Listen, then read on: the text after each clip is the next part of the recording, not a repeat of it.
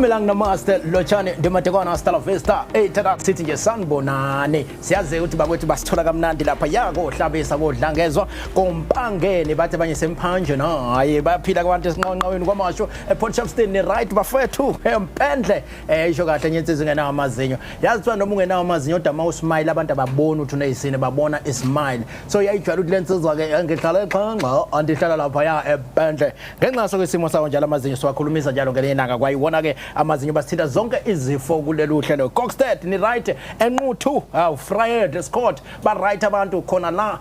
Peter Marisburg la sulisha khona bukhoma ke uhlelo namhlanje sinakeke kwaNdonga ibomvu eMgungundlovu district silisha kamnandi ke uhlelo ngempela ugamlo uhlelo ekhazenachat.gov.za intokozo wakamaphisa olishayela uhlelo sihamba mnandi ke nawe njengokucela kwenu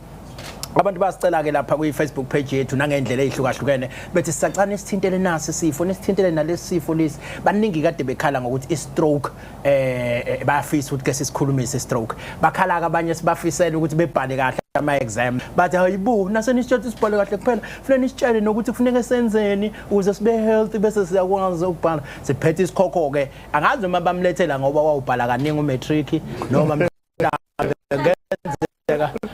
mase kosa trick noma wawuphasa kakhulu ke ukhona ukuthi ngempela mawusukene nesimo esinencindezi sokuyobhala ama exam akho ngenza kanjani point of view thathela nje indlela ehlune ethinda ukuphila ukuze sikwazi ukukhumbuza kamlaleli ekhaya nawe mawufisa ukuthi kube ne topic office uthi thintwe kulolu hlelo uyakwazi ukungena ku Facebook page yomnyango wethu ethi kwazi Natal Department of Health noma ngase inboxa noma usibhalele khona lapho siyabe sesiyakwazi ukuthi silithathe lelo hlelo sikulandele ingcwepheshi njoba senzile namhlanje nizoyibonela nani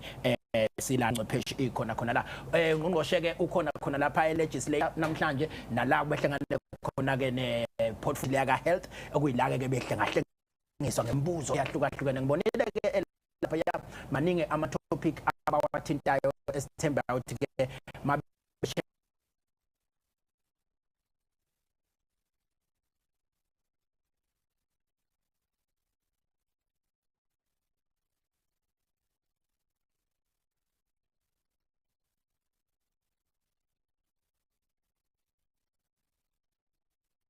okay mfowethu ubani wakabani wenzani la emnyangweni igama uDr. Msizi Trevor Gaza ngokuzalwa ngizalwa eMoy River yeah la eMoy River so ngudokotela la eNzansi eSpun CFC clinic medical officer indawo seMoy River ngihlonipha kakhulu ave imakhaza le ndawo so abantu bakhona kuthiwa ngakwazi ukuphila kulamazwe lephezulu ngasekugcineni komhlaba leza alabandayo ngoba indawo ebanda kakhulu mfowethu sithindwe abantu bethi bayafisa ukuqonda isifo sohlangothi nanakho ukuthi siyazi ukuthi iviki le noma inyanga le esisuke sibuyekeza ngosilixoxisa ngoba isifo otholthi siyanyonyoba sinyonyobe sithiwe sesigadla kanti mawusi understand mhlambe uzositshela doctor zingabe cishe ikhona indlela zokuthi ungavikela ukuthi wena sikodwa nje ngale ukuthi mhlambe singakangeni kusona kahle kahle ngiyafitha ukusichazele nje ngokuvulelekile ukuthi ke yini isifo sohlangothi mawuchazela umuntu osemgaqweni onga understand ngempela khulunywa ngani lapha i-stroke well isifo sohlangothi i-stroke kahle kwezo izinto emzimbeni wethu mostly zicontrolwa ingqondo yethu ongathi ubuchopho so ubuchopho nakho kuyadinga ukuthi kuphakeleke ukudla so kulethwa igazi so imithambo yegazi so into ekuyenzeka ekhanda mawubheka ikhanda lethu yonke into yangaka left ekhanda kusela phezulu icontroller u-right wethu u-right ucontrol u-left so wonke bekuphakele igazi so uzobona mawuthi sifo sengqondo isifo sohlangothi kwenzeka ukuthi igazi njengoba lihamba liya lapha phezulu liyophakela yona ingqondo ukuze ikwazi ukucontrola zonke izinto ezenzayo sicabangayo nokukhuluma nangendlela esekutha ngani so kuyenzeke ukuthi ukuhamba kwesikhathi imithambo emgwibhile njengoba manje ezuguga noma ezuba une BP une hypertension uthola ukuthi manje kunezinto ezihlalayo la emthambeni ama clot namafutha esikhashini okude bathi ama traumas bayahlala zivala umthambo so kwenza kanjani le function la makumele ngikhulu umthambo uyala kwi area la ukuthi ngikwazi ukukhuluma khona ngithola ngikwazi ukukhuluma ngoba imanje ukuze ngikwazi lo air function ngendlela kumele function ngayo ngenzeki so kubeke isikhashana kuyenzeka ukuthi lesikhathi kube ngenxa indlela esiphila ngayo nangani ngisazokuchaza lokho ukuthi le mgudu wethu lo umgodi lo ngoba thi ipipe leli ama-arteries la uhamba imthambo ivaleke kuyenzeka ukuthi mayivaleka ivalwa yiwona ama-clot sithi ama-thrombus mayiwavala i-clot namafutha lawo iwavala iwavale permanently noma iwavale kancane and kuya ngokuya-ke umuntu i-stroke sike mhlambe isivota bese sibona impawu ama-signs and symptoms othothi ukuthi uzoqala ube ne-vision ungaboni kahle mana-ke usho ukuthi binjela ngaba sifake ibuko thina cha wasebenza ube nenkinga ye-vision ube nenkinga ungaboni kahle umlomo ubona ukuthi uyabekile iside amathe ulimo sakhulumi kahle usuntsamdrula so yonke lawo ma-symptoms uthothi ube weak isandla nomunye so if ezokulasta like 24 hours noma ke kathi ugcina usushonile mayikulasta 24 hours ushalile bese kuba i-stroke kuyenze kube lo 24 hours ubaleki kuyenze ukuthi kwenkathi uthi akubambe kodwa ungapheli u24 hours ubuye ube normal usuke unenhlanhla kodwa nakhona esuke bayibiza ngethiya leyo transition kusuke kwenzekile yavaleka kodwa kwangavaleka isikhathi sikwavuleka futhi babuye kwagquza njengoba makuvaleka ipipe lamanzi bese vru bese phinde kuvuleka bese kuba so ngane ukuthi i-stroke ke leso so i-stroke ke sithi is 24 hours unalama symptoms lawa ube nawo mhlawumbe isikhathi sika 24 hours or acid ube nawo lama symptoms leyo sithi stroke i-stroke ihlukene ke nazo bese kuba khona esinye sithi i-hemorrhagic stroke where la ukuthi khona mawuqhuma umthambo ngenxa kuba uyaqhuma ukuthi igazi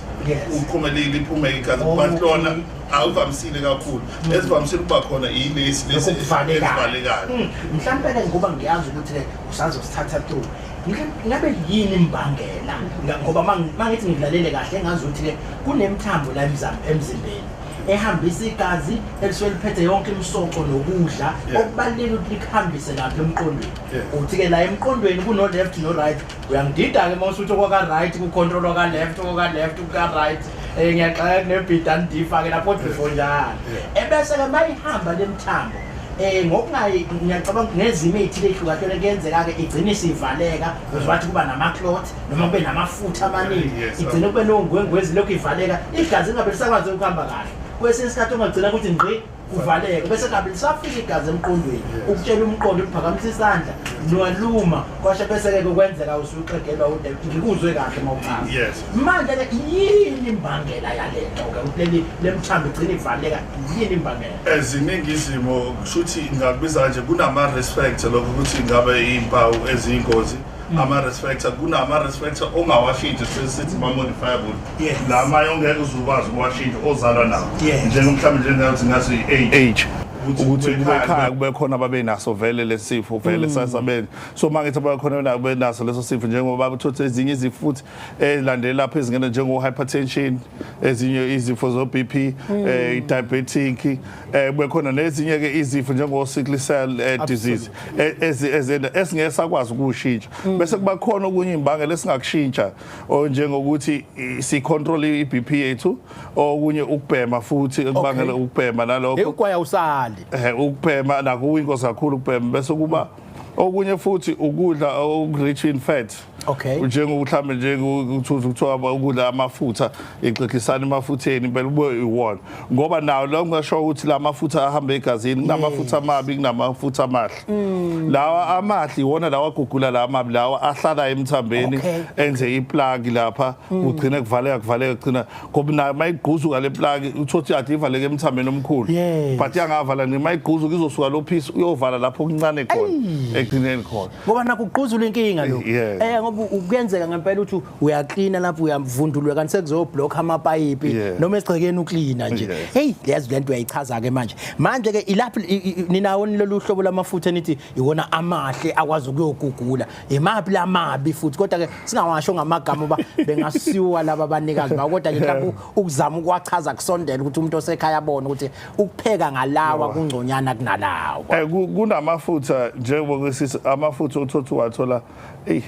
manje yabona amagama azoba inkinga mhlambe ke singakubeka ngokuthi mina ngiyakhumbula khona amafutha atholakala kulezi zinto eziwugqinsi kuwena la uketsheza athelwayo kuneyinhlobo ezihlukahlukene yebo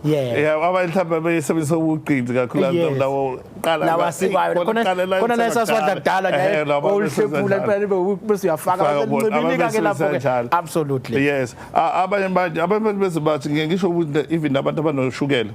ukuthi abantu uthethe umuntu ayingeke ngithi mina okulow la ngcono ukuthi le nyama le uyigrille noma uyenzani iphume wona lamafutha amafutha kuyona phakathi neyangaphakathi futhi abanye bathina amafutha amahle uma inyama yangaphakathi nje hayi la lamafutha so ngisho kanjalo but ukumention angekwazi amagama basingagcina siboshwe impela but ke inhlobo zaso ke stroke lezi ngizwe ukuthi uyishilo kancane ezinye ziziphi inhlobo ze stroke i-stroke sinalokho kusithi mina i-stroke lokho ngishilo ithiya le oba nenhlanhla maybe yakudedela kodwa nayo i-risk factor sikutshengisa ukuthi ususondela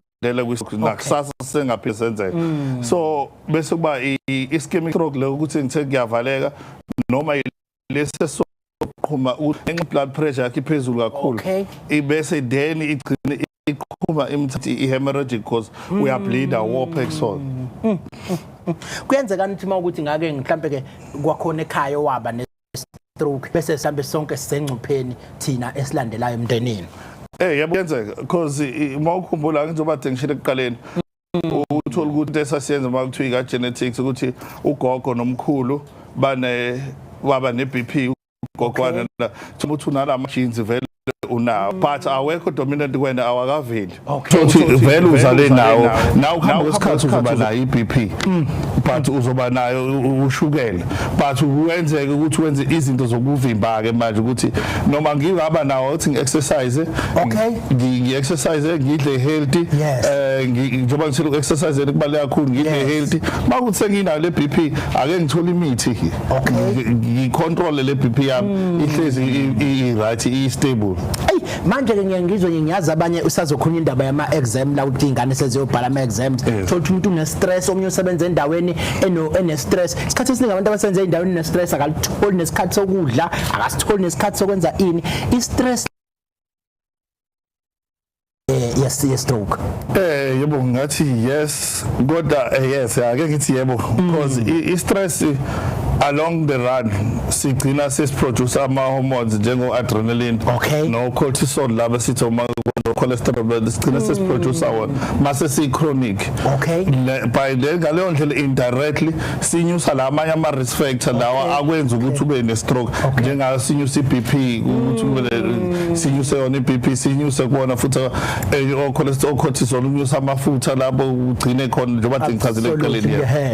manje ke ngikhuthi ngamanye amadoda ukuthi ukhuza abaphathi ke lapha emsebenzini ukustress abasebenzi ngoba bazophathwa zistroke ngiyanikhulumela abasebenzi baphathi msana ukustress abasebenzi kodwa ke bona abaphathi nabo basebesilanda samo stress ake kuyakwana ukustress impela ngaphana ke emateksini ba stresswa yini ngoba ngakuhlala kune stress la bahlale bethethe udriver lapha nakwenza nabo ngiyabakhuza ke ningabi ne stress ba nezwe ukuthi ungagcina ushawa istroke kwenzeka yini ukuthi ke mhlambe ke isifo sohlangothi lesi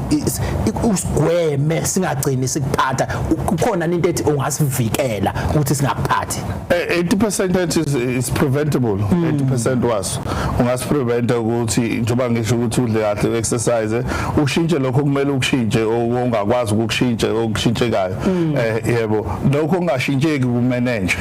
because even if usunaso sona stroke akuchazi ukuthi sekuphela kanjalo awusuzothola usizo akukho ezinye indlela ongenza ngazo ukuze ube right ngoba siyinkinga asikhazi uma sikuphathe namhlanje sesiqedile khona singaphinde futhi sibuye phezulu kwalade sikhona noma sesibuye kweindawo futhi awubakithi mhlambe enye into ngawukuthi yiziphi impawu masingakangiphathi engibona ngaso ukuthi ngathi siyafufusa ngengeza ukukhulumisa into ukuthi ngiyamehlo ungabona sengathi awasaboni ungabona futhi nodebe uhlala kancane selokhu ngayaxega kuphuma amathe but yiziphi impawu ekufanele mangiphila nje ngiyibona ukuthi ngisewumqema nodwa mangibuye ngibona kwenzeka ukuthi ngisola ukuthi sekungenzeka ukuthi ucathama istroke inkinga ngithi mina ke inkinga ubona mawufika amanzi vuthe endlini ucile egcwele endlini amanzi awuqala uvela usula amanzi kumele uyovala impompi uvala impompi iqala ucheck ukuthi kuvuza aphi uvala impompi bese kuyinawo mop so uzobheka inkinga ye stroke izothatha BP. Okay. Uthatha ade waba nayo le BP le. Oh yeah. Awuyinakile wena le BP mhlawumbe nonekhanjana nokuphatha ikhanda unganaka ukuthi hayi ngizophuza lokho sikuthengayo uzophuza lokho sikuthengayo unganaka kanti iBP njengoba isilent killer njengasi stroke lezi ila izovumbuka khona sothi si complicated isivumbuka ngasi stroke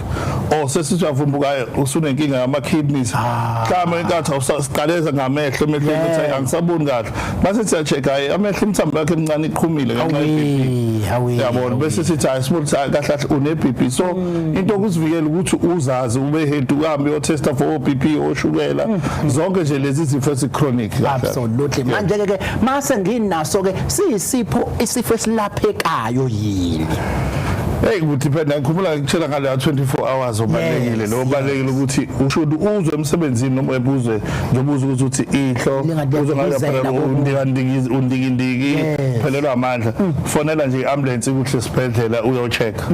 kubalekile bezokwenza ucwaningo bona kube yibona bakutshela ukuthi so ngoba kudependa isikhathi osihlalile so maka ama cells amaningi afa futhi uzosala nalelo hlangothi ke lungasebenzi kodwa ke khona ke abanye abasiza njengo OT ama occupational therapy o physio abasiza ukuthi bekufundise makuthi asasebenzi ukuthi ungakwazi mhlawumbe ukwenza itiya ngalendlela kanje ungakwazi ukwenza ukubamba kanje mina ke senginaso ke isifo sohlangothi yipi indlela enigqugquzelayo yokuphila yikho futhi uphila healthy njengoba ngishilo ekuqaleni ukuthi sengabuye yikho ukuthi exercise at least kathathu ngosuku 30 minutes at least futhi nje udle healthy uzivocavoce nakhona uBP yakho control zonke izifo zakho ezichronic onazo uhamba umtholampilo bekwazi ukucontrol mhlambe ke awugcina ke ongawasho kunoma ngabe ubani nje ukuthi agweme ukuthi abe nalo uhlangothi nosenalo nano message ke ngifisa uyidlulise kulaba abahlala nabantu abane stroke ngoba ikhona lento yokubuye ngathi abuke ngathi useyisindo lamndeneni ba kwesinye isikhathi usengasakwazi ukuyihambela omunye nje badusho nje sekuyadedeleka okunye akusanayo icontrol imessage ongayinika nalaba ke abahlala nalemndeni le just to motivate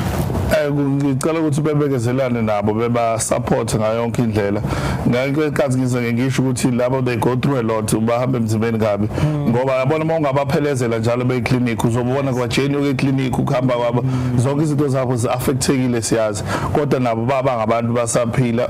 yes bethola nakhona emndenini bengathola usizo i-counseling makuthi u-understand ukuthi kwenzakalani hayi ngoba eyivila hayi ngoba kukanjani unenkinga and i-chronic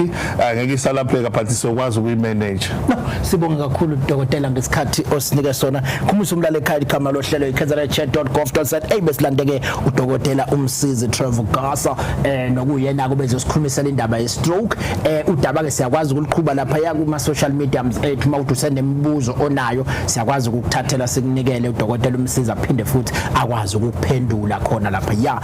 kuma social media ethu mawuthi usafisa ukuthi uliqhube nayo udaba kodwa ngithe ngizomcela naye ukuhlala nje kancane la mase singena kudaba kalushisa ibunzi futhi lolu lokuthi abafundi bayobhala umatikuletsheni siqala ngakho ukubafisela nje ukubebhale kahle ngiyakhumbula nami ngiyobhala umatric I was excited ayikho into excited njengaleya ngoba isona certificate kuphela oyobuzwa sona uzufe ngisho ungafunda uzube ne PhD ube udokotela kodwa ke mase kubuzwa qala kuthiwa ukhona no matric bese ke kuyalandela ke okunye so asive sibalekile kubalekile futhi nokuba excited about it ngoba mawukuthi excited uyakwazi ukuthi ube nalomdlandla uvuka ufunde wenze but isikhathi esiningi sigcina senza izinto eziningi wrong ngaso lesi sikhathi lesi ngakho ke silande ingcwepheshi yethu lapha ya ukuthi ikizosixoxela kabanzi ukuthi ke kahle ungayitheklisha kanjani indaba yokuthi sekuzobhalwa ama exams ngale kokuchitha isikhathi awusibingelele lesitshela ubani nokwabani wenzani la eminyangweni ke ngibingelele abalaleli ngibingelele nje na wonke umuntu olalele njengamanje nobukayo igama lami ngonjabulo kaMadlala qhamuka eminyangweni wezempilo eMgungundlovu District Office ngisebenza no social work manager ngaphansi kwethimba elibizwa ngokuthi ama mental health specialist team. Mental health specialist team, yes. Ngiyayithanda ke le ngoba into vele ethinta ukusebenza komqondo le mase kufike isikhathi lesi sokubhala kwama exams nina nenisithathe njengesikhathi esinjani ngoba phela uthola umuntu uyajuluka mina ngikhumbula nje kwake kujuluka izandla ngithi ngiyafika la ngiyobhala ngibona sezihlaza futhi kuba nento eziningi ezenzeka emzimbeni futhi nawo ngayiqondi mhlawumbe ngicanti ifana nokuthuka kodwa nina nisichaze nithini isimo esifana nalesi njenga nawo wonke umuntu uma ngabe unengcindezi kuba khona ukulimala okuthile okwenzakalayo endleleni yokusebenza komqondo ngoba sibona ukuthi abafundi abaningi njengamanje banexhala lokuthi bazobhala ama-exam. Yes. So njengoba benalixhala liba ngale into eziningi esiqale nje lapho okokuqala ingcindezi abayitholayo emndenini ekhaya mhlawumbe abazali balindele imphumela ethile uhlobo oluthile lemiphumela ngoba abazali benza lento ukuthi yena wayefuna ukuphasa umatric ngo-A board wahluleka usefaka ingcindezi yes madoda enye izinto esifisa ukuthi sibaxwayise abazali kuzona noma sifisa ukuthi ingane zethu ziphumelele kahle kodwa singabafakeli kakhulu ingcindezi ngendlela ukuthi bazabagcine sebezizwa becindezelekile. So izinto esiye siyibone bafundi abasebasha kakhulukazi njengoba kwesikhathi sama exam kuba khona lo kuvuka kwezinto ezifana ne-stress aba-anxiety ikakhulukazi kubuye kubangele nawo ukuthi indlela esiphila ngayo njengamanje ikakhulukazi intsha ucwaningo lukhombisa ukuthi abantu abasha ngiyazi songena nakule social media abantu abasha bachitha isikhathi esiningi emafonini abo. Okay, so ngizocela nje ukuthi ngithi ukugonyisa amathe kancane ikhumbuzisa abalalethi igama lohlelo kzn@chat.gov.za lokuhlelo kwesishaka kamnandi namhlanje sisePeter Marisburg nakuyilake ke siyazi ukuthi ke iyona nhloko edolobha eyala KwaZulu Natal nokuyiyona futhi ke esibuye sibe nenhloko office yomnyango wezempilo KwaZulu Natal. So kubalulekile ukuthi ke sihlale sibakhumbuzisa abantu ukuthi masikushaya kamnandi uhlelo lethu ke sikhona la sisuke njalo kuseyikho ukuthi ke singabantu bala KwaZulu Natal siyafisa ukuthi ke sithole zonke izinhlelo ezithinta umnyango wezempilo khona la KwaZulu Natal. Bengikunyisa amathe ke abantu ukuze ke njengamanje ngikwazi ukufaka kahle ungqongqoshe wethu njengoba bengichaza ukuthi uzosijoyina khona maduze nje. Ungqongqoshe ufika ngesikhathi la sixoxa nensizwa la unkosinathi uNjabulo sengithatha igama lo uNjabulo uMadlala usuka lapha eMgungundlovu District ubezosikhulumisa ke ngendlela nje ukuthiphisa abafundi indlela ezihealthy zokubhekana nesimo njengoba bezobhala ama exams abo ukuthi umqondo uprepare kanjani ukuze uhlale uready for isimo sokubhalwa kwama exam. Ubesasithatha ke sibe ukuthi ke ukuprepare umqondo for isikhathi esifana nalesi ungakufanisa nani ungaqhubeka ke mfowethu? Sachaza isimo sokuthi siyafisa ukuthi abazali baqonde lokuthi incindezi ebhekene nabafundi ukuthi bezobhala nje absolutely kakhulu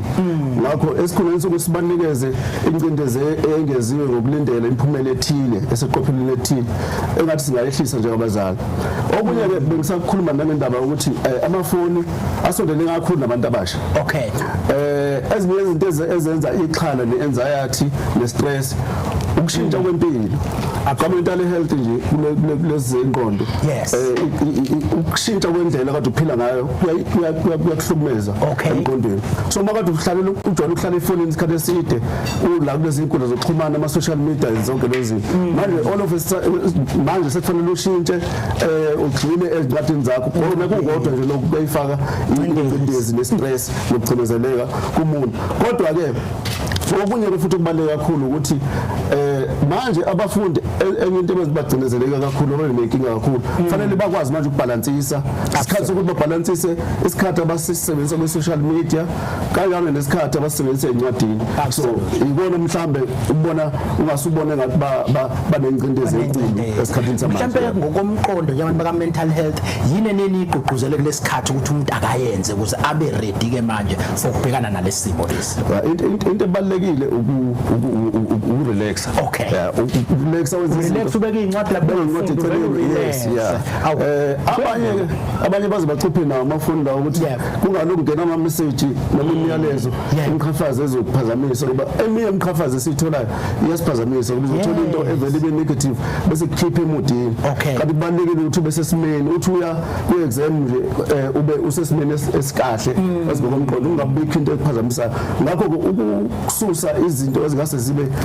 iziphazamiso izithiyo kuyasiza kakhulu. Absolutely. Ngiyazi ukuthi ingqongqoshe njengoba kuyisikhathi lesi isikhathi esiningi sesarela kakhulu lezi zinto zamafoni research la efonini in kanti omnyaka bonjathu se addicted la kwi social media. Uyazi kwenzeka nje i social media uthi uqala ngo8 uyenza uthi yabona seku12 awunakile nokuthi isikhathi sihamba uhleli la ku social media. Isikhathi esiningi ukuavoid ukuthi ugcine usu addicted lento efana no social media yini eniyeni baqoqozele ngayo bayenze. Okokuqala nje singasiphaula ukuthi akusiyo yonke social media embi. Okay. Ngoba nje asikucizelelo sikusho ukuze abafundi bangasizwa ikhona izinkundla zokuxhumana noma ingxenye ezithile zezinkundla zokuxhumana njengesikhathi sama exam nje manje sinikeza izifundo nezivivinyo nokulungiselela abafundi bakwazi ukubhala kahle. Lokho singathi indlela enhle esikhathini sanamhlanje njengoba belungiselela ukubhala indlela enhle ukusebenzisa i-social media le ukuthi ungene ngoba uzokwenza izinto ezokulekelela ekutheni ukwazi ukuthi ufeze umgomo wakho ukuthi uphase njengoba kubhala ama exam bese ukuthi indlela empikile ukuthi umuntu aqhubeke nokungena ezintweni ezingamsizi esikhathini samanje eziningiki so njengoba ukhulume nawe ukuthi abanye abantu bagcina sebenolutheka lokuthiwa addiction so bonke lokho esikhathini samanje kungena esimeni sokuthi kufanele ukuthi kube nesidingo sokuthi balance indlela osebenzisa ngayo social media kanjalo kube kuningi okube sibeningi isikhathi osibeka encwadini ngesikhathi osiza osiletha ku social media abanye abantu abasebasha ngoba bayijwayele i-technology baze ba download ama app la emafonini azobasiza ukuthi babheke noma bahlole noma bamonitor isikhathi abasebenzisa ku social media ngoba manje kusebaleka kakhulu ukuthi ngempela kwenzeke lokho sibe sincane ku social media isikhathi futhi noma usebenzisele entweni ezakhayo ezokusiza ukuthi ukwazi ukuthi uphumelele efundweni zakho. Mhlambe ke kunalama WhatsApp groups nani niyentini bangawasebenzisa noma hleqhelelana nalezi zinto lezi nakhona ama WhatsApp group kunikile njengoba ngike ngasho ukuthi khona konke okubi kodwa kubalekile ukubalansisa. Absolutely. Manje kwesisikhathi kwenzeke ezikoleni uthola ukuthi khona ama WhatsApp group asetshenziswa uthisha ukufundisa abafundi njalo njalo so uma kwa ama group njeka nalawo mhlawumbe singasho ukuthi nakuba kubalekile ukulinganisela kodwa ngeke sasho ukuthi abafundi baphuma ukuphelele entweni njeka naleyo kodwa igama elibalekile nje engifisa ukuthi kudobele lokulinganisela ukuthi kukona konke esikwenzayo uma kuziwa ku social media silinganisele sibeke phambili isikhathi sokufunda sencwadi phambili. No konqoshe ngiyazi na ukuthi akwubhala umatric unawo umlayezo okufuneke ukuthi udlulise kubantwana mhlawumbe ungathini umlayezo ovela kunqongqoshe kulesikhathi samanje bangenile baqalile babhala ama exams omuthukile omnjani njani imuphi umlayezo ongawudlulisela nje kubo bonke abantwana ababhalayo nabo ka matric? Well asibingelele Ntokozo sibingelele kubabukele emakhaya nabalaleli emakhaya nabo bonke abasilandela kuma social platforms zethu sithi thada. Look okokuqala nje kubalekile ukuthi njengoba kade kushiwo ukuyinika isikhathi umuntu omusha sokuthi afunde a prepare ababhala matric even nababhala i-high school generally ubethi ke uthe umfowethu uMadlala umekhuluma wathi kubalekile ukuphumula ebengasho ukuthi siphumule throughout mina ngiyithatha funa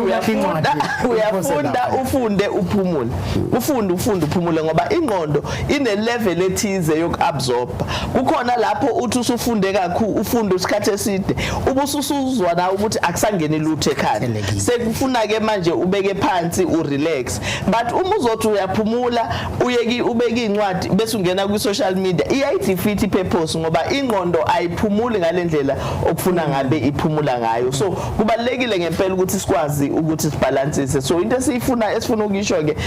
einganeni nakulabo ababhalayo ukuthi abantu abafunde bese bayaphumula ngake ngathi ke Ntokozo ngisafunda lapha euniversity ngomunye unyaka ngangafunda kahle phakathi ne-term ne-semester kwathi sekusondela i-exam nga-cross night ngafunda lezi zinto ezingalalisani uyabona ngaphuza le zinto ezingalalisani ngafunda ubusuku bonke ngavuka ekuseni ngahamba ngayobhala ngathi ngingena nje etafuleni ngihlala phansi ngangilala hawe ngelinye ilanga ngakuphinda lokho ngathi ngingena ngihlala phansi nga-blackout ngangakhumbula ngisho kodwa bengifunda so ngizama ukuthi ukufunda kubalekile ukuthi sikwenze ngendlela okuyiyona yona yebo bakhona bazokutshela ukuthi ungalali ufunda ubusuku bonke uzovuka ekuseni bese uvuka nje uhambe uyobhala uzobusakhumbula abanye bayakwazi ukukhumbula but it's not everyone onjalo kubalekile ke ukuthi siyipace kodwa ke ukufunda kubalekile ngeke ufike ukuthi uyobhala exam ungafundanga kufuna sifunde on the side zabantu abasha ingane ezibhalayo kubalekile ke ukuthi nathi njengama families abazali imndeni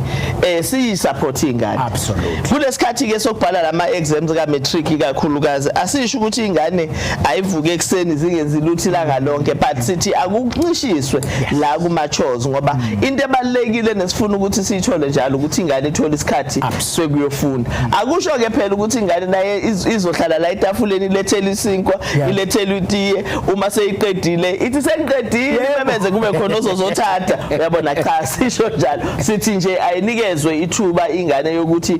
ikwazi ukuthi ifunde so that izokwazi ukuthi focus iconcentrate and then kubalekile ke ukuthi singayinikezi pressure izingane zethu because uma siyinikeza pressure over and above loluhlela kade lisho badlala lokuthi iyaba khona ingcindezi yengqondo uma sezenza into ezingayijwayele nathi nasifaka ipressure enkulu sigcine sicindezela izingane engqondweni and bese ziya affecteka so kubalekile njengabazali sibanikeze ispace sokufunda sibagade sibabuka ukuthi bayafunda ngempela yini but singabanikeza ingcindezi ezogcina umuntu impressurizer engasakwazi ukufunda ngendlela kuyona ayi wathi omnye ngithiphisa mina wathi isikhathi esiningi bayesethwa lamaphepha kuthathwa amaphepha amadala bese kusethwa ngawo kubalekile ukuthi ungayilahli into noma upractice nangawo lamaphepha amadala kodwa ke style nje badesho ngqongqosho sokufunda ayifani wena ufuna ube nesakho sazi bese kusebenzela yonke leminyaka ungazami ukuzosilahla manje sesikuthatha uqalisisha namhlanje ngoba uzofika ublackout nami lo blackout angiyazi kahle ngenhlanhla ke wavela wafika nje ulecturer lo ebona ukuthi hayi ngixakeke ngempela wathi lala ngizokuvusa wanginika nje good 15 minutes wase ngivusa ngavuka ngifresh hayi into engangiyishibilika lapho shibilika into ende kwabhaleka ke kodwa mina mhlawumbe kwangisebenzela lokho wena kungenzeka kungakusebenzeli so kubalekile ukuthi ubambeke mhlawumbe umlayezo wakho kokugcina njengomuntu kodina nento zomqondo kulesi sikhathi nje kubo bonke abazobhala ama exams mhlawumbe nje imiyalezo yami ngoba ihlukana kabili ukuqala ubheke ubafundi ukuthi siyabafisela ukuthi baphumelele babambe nje into eyiwani ukuthi eyodwa ukuthi izifundo lezi ababhala ama exam awahlehli i-social media yakwazi ukuthi kuhlale eceleni babuyele kuyona mase kuphela ama exam mhlawumbe imiyalezo wami ngaba yiloyo and then let's go ukuthi mhlawumbe into abazoyisebenzisa into ezobasiza ukuthi bakwazi abazali ke ihamba nje emazweni eMC ukuthi abazali abaqhubeke besekela besupport izingane zabo bayikhuphula kulindela izinto ezinkulu ngendlela ukuthi zingane zigcine sizibagcinezela abantwana bangabe sakwazi ukuthi baphefumume kahle noma benze kahle ezivivinyweni zabo bamadlala ke no social work ngempela ke okuyena kade siletheleke ke sithi nje ukuba ready for ama exams bazosho ke njalo ukuthi ningene ngani kwa education angeni phela mayise failile ngeke sibe nodokotela ngeke sibe nonurse ngeke sibe nazo zonke lento ezifuneka siyangena kukho la singangeni khona but ngqoshe ke ngale ukuchitha isikhathi ngiyafisa ke singene la ngoba ziningi izinto abantu esiyasibone beyibuza eindaweni ezihlukahlukene abanye besibuza sibone futhi kwenzeka izinto eindaweni ethu bese ke siba nakho ukuthi mhlambe asichazanga kahle lapha mhlawumbe ake siphinde siyichaze sibonile ke lapha ya endaweni yasempangeni noma ke ku district le iKingcetshwayo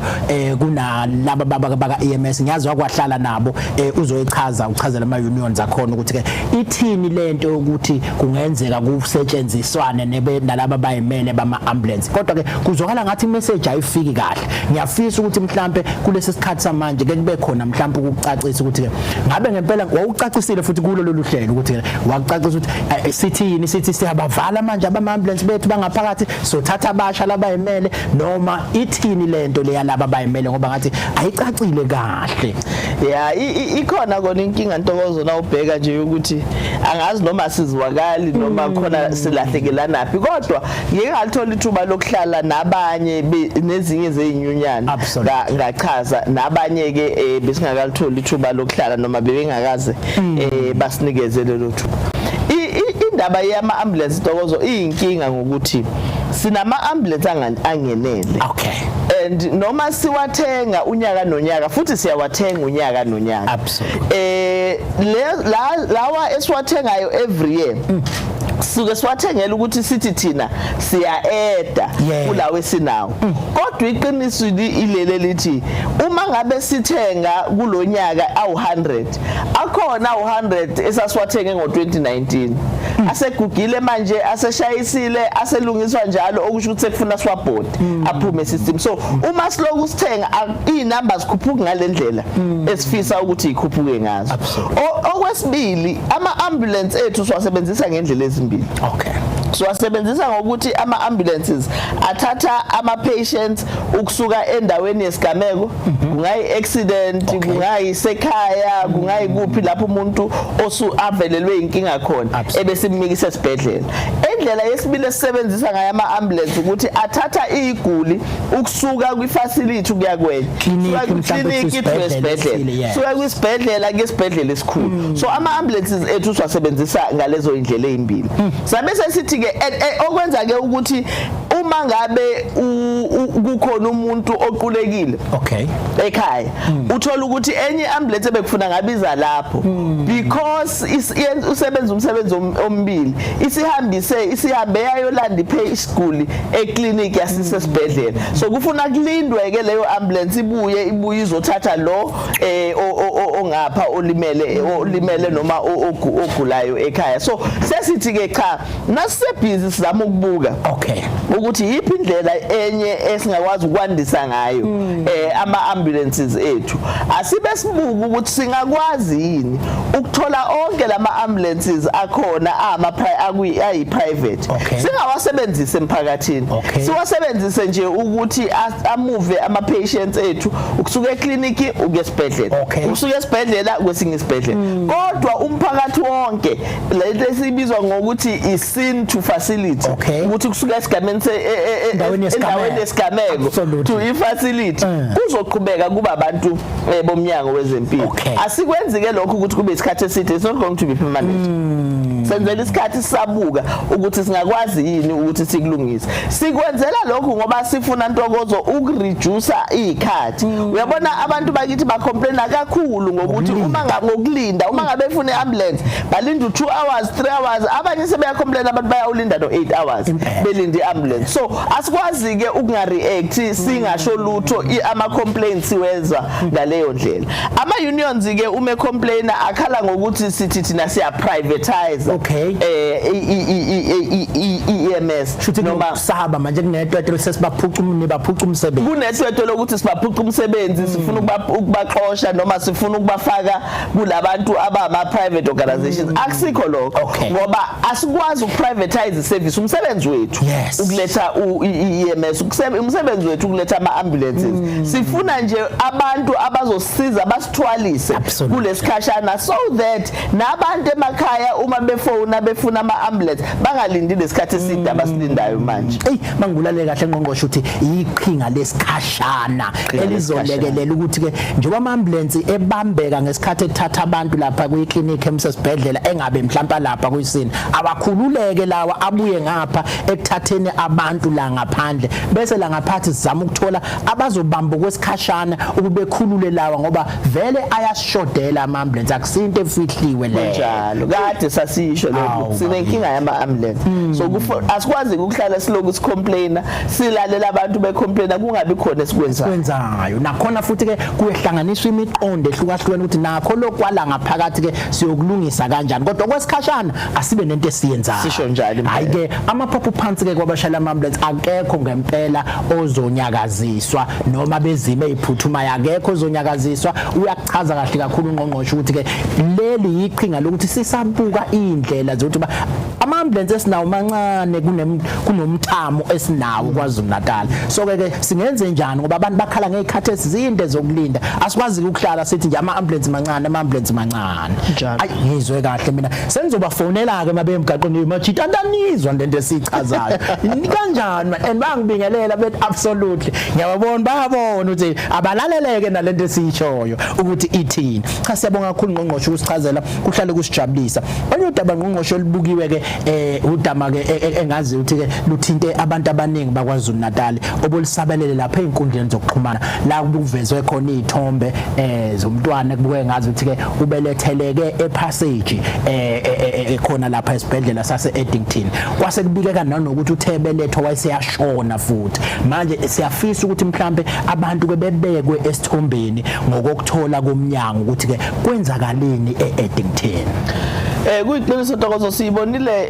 indaba le igijima kuma social networks akhona and ibisho impela ukuthi hayi ingane idlulile emhlabeni iwile yashayeka phansi yayiseyadlula emhlabeni immediately siyibona sibe sesiye esibhedlela siyothola ukuthi yini indaba kwenzekile yini ngempela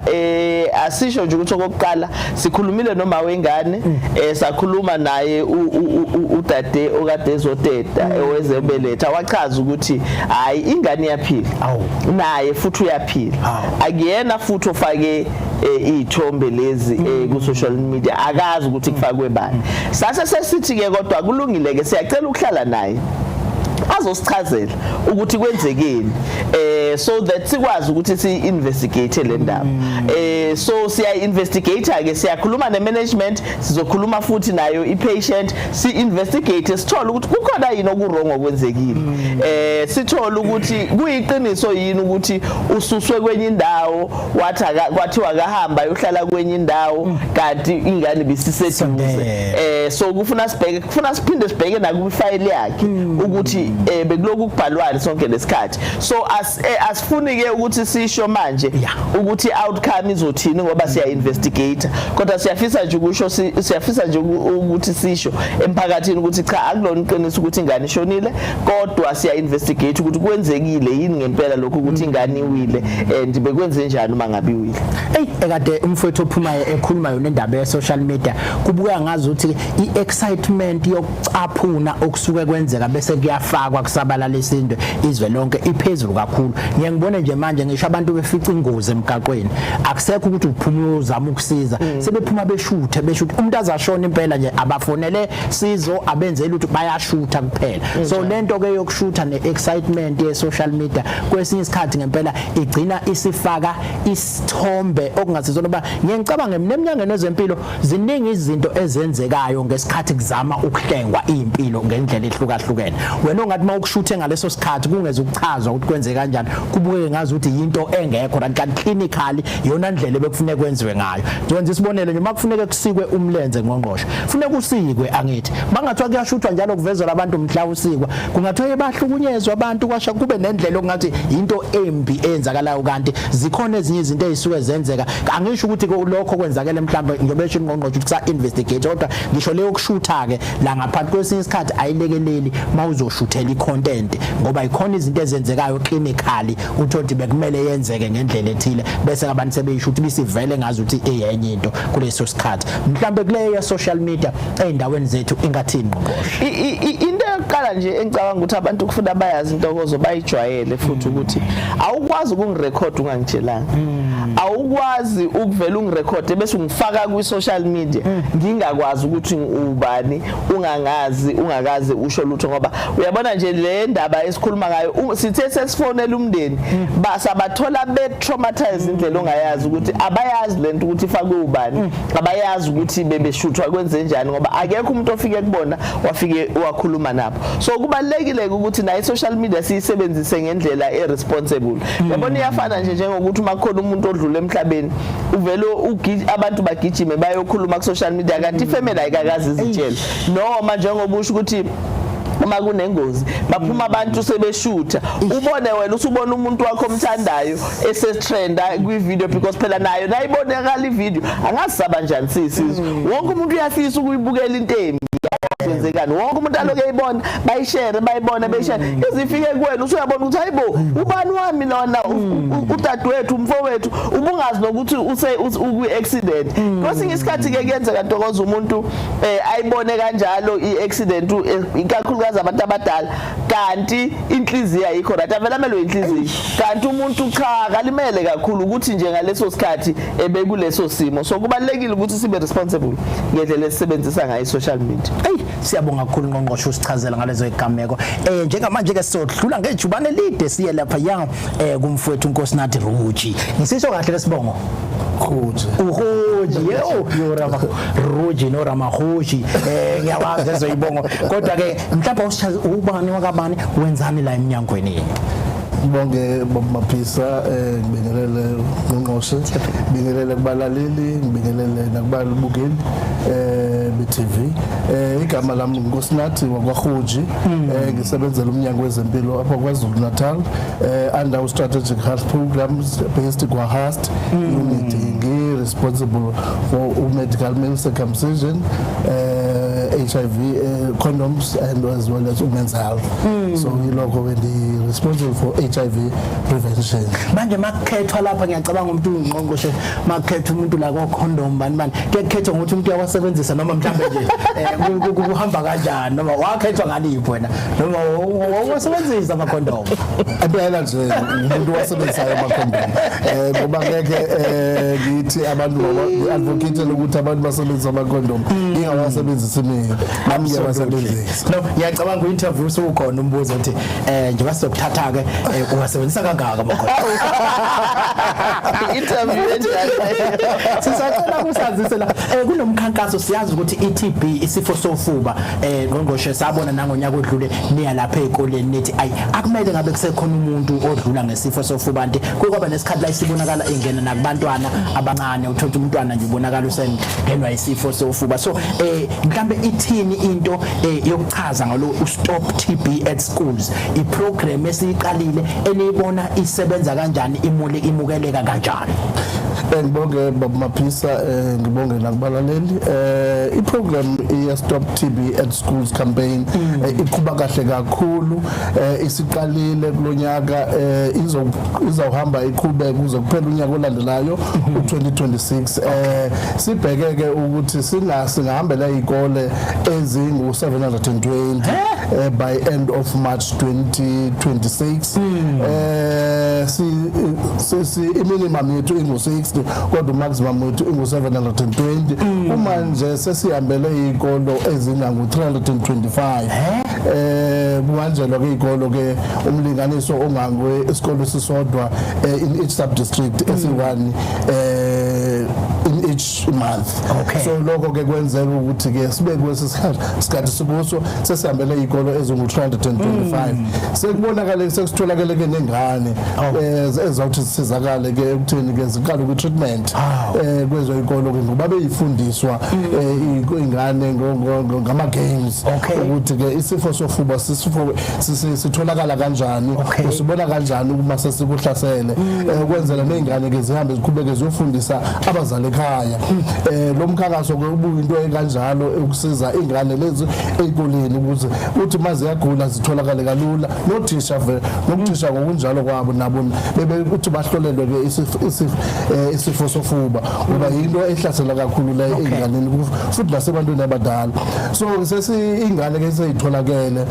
mase bekuscreenwa ingane zingu93 ezitholakele zinesifo sofuba zabe ke seziyafakwa ke kumshanguzo imibuzo ke leyo ukuthi zithuthelwe isifo sofuba kwakunye nabazali abatheke batholakala kulona ngoba ingane bezinikezwa amakhadi ukuthi sihambe zekhaya into ke yokutrace ke ingane uze ukuthi ingane njengoba ifundisekile esikoleni kwenziwa nedrama kwenziwa kwaboniswa nama game ukuthi umuntu onalezi impawu ezikanje manje kusho ukuthi ungumuntu ke onoTB ize ingane kibuyele esikoleni uyochaza ukuthi ke nasekhaya ngibona sengathi ubaba okanye umama unazo impawu ezicishe zibufana nalezi benisifundza ngazo kwatholakala ke kukhona abazali abathe nabo bathe bascreenwa badeva ukuscreenwa batestwa kwatholakala ukuthi ngempeleni banayo iTB bakhethwa ke nabo lokho ke kusizile kakhulu ngoba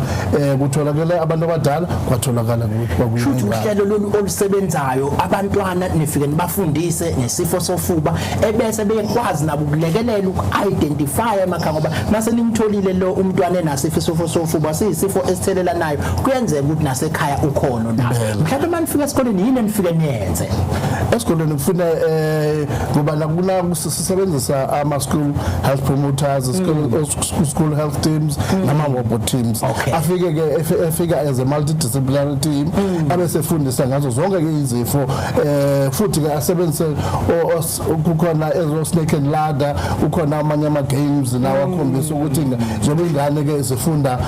ngama games nokuphatha ukuthinta nangokubona kungakhulunywa nje kuphela zifunde ke ngaleyo ndlela leyo kodwa ke i team ke iye yonke i team kwenzela ba iyokuhlola zazo zonke izifo ingahloleli kuphela iTB so yona ndlela ke esingela ngayo ke ezikoleni mhlawumbe umuntu uzoyibuza ukuthi ngiyazi ukuthi masizosebenza ngomntwana kubalekile ukuthi sithole imvume kumzali ukuthi sizosebenza ngomntwana nithini ukugqugquzela abazali phela beyikhiphe lezi imvumo zemasifika sizosebenza ngabantwana singathiyeki noma singavimbeki ekusebenzeni nabantwana empeleni ke kona kubalekile ngoba ngeke wenze lutho umzali engazi lutho ngokuthi kwenzeka lantoni ngengane omama abazali ke nabo baye bathinteka ke ngathiza ukuthi baziswa ukuthi kunale lomkhankaso ukuthi ingane zibone ukuhlolelwa esikoleni ne school government body nazo zabe ziyathinteka ezaze namanye ama stakeholders ke angaphandle uma assistant departments labo DSD esisebenzisana nabo ke bathinteka ukwenzela ukuthi lezi ingane ezingaphandle kwesikolo nazo zibone ukutholakala zitholakale zizokuscreenwa nazo so abazali bathinteke ngalo ndlela kulo mihlangano ke yama stakeholders ukuthi baziseke ngolomkhankaso Qongqoshe ngiyakhumbula silapha eNcotshani uyolulontsha lolu hlelo lweTB nabantwana kwakuhlelo oluhle ingane ejambe ezicula ngezwe ziculela nawe sithi ngqongqoshe lona